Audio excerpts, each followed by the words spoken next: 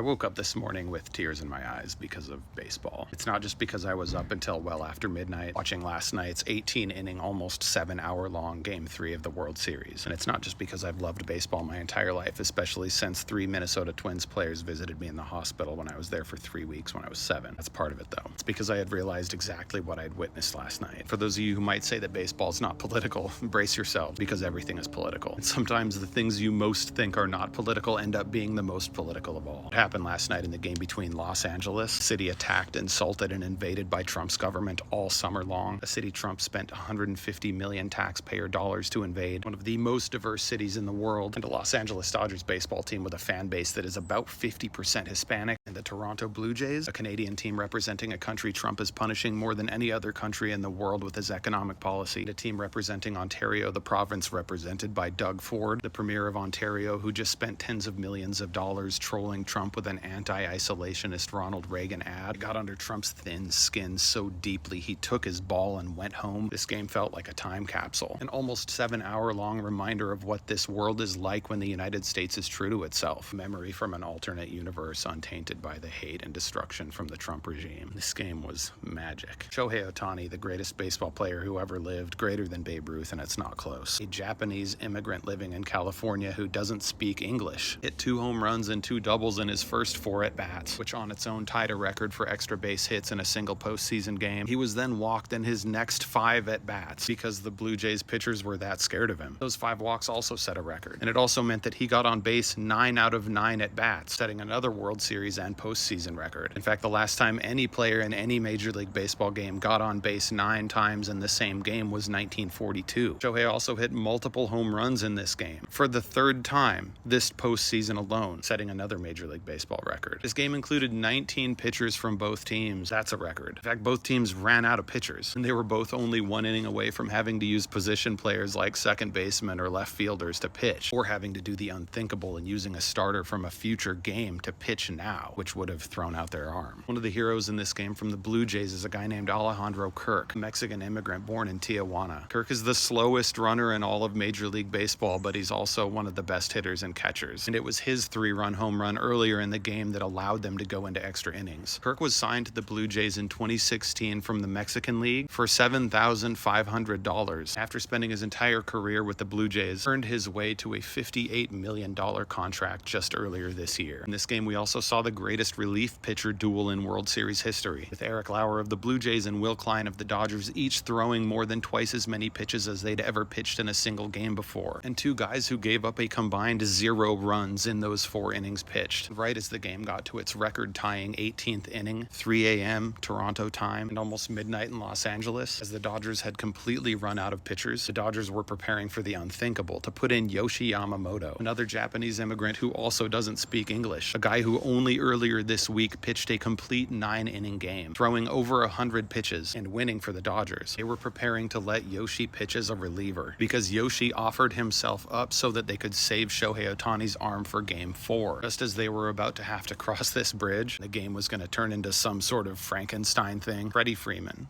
a 6'5" farm boy looking dude with chiclet white teeth, a 36-year-old veteran who spent 12 seasons with the Atlanta Braves before spending the next 4 seasons with the Dodgers, and a guy who last year hit the first walk-off grand slam in World Series history, steps up in the bottom of the 18th inning. His 9th at-bat, he hits a foul. He takes 3 balls. Then he watches a strike go by, leaving him with a full count, 3 balls, 2 strikes. And then on the next pitch, a no-doubter 406-foot home run to center field. A guy named Free Man, winning the game for a city of angels and immigrants, while at the same time becoming the only Major League Baseball player in history to win 2 different World Series games with walk-off home runs. This single World Series game, with its combined 19 pitchers and 25 batters, representing 21 different states, and I shit you not, 17 of the players came from blue states and 16 from red states, plus players from Puerto Rico, Cuba, Venezuela, the Dominican Republic, Canada, Japan, and Mexico, in a city where 50% of the population is Hispanic. This game is what happens when people let barriers go, to find pure joy through a game that is rightly and unironically considered the great American pastime. This is why I woke up in tears. I remembered why I love baseball, and baseball helped me remember what it should feel like to be an American.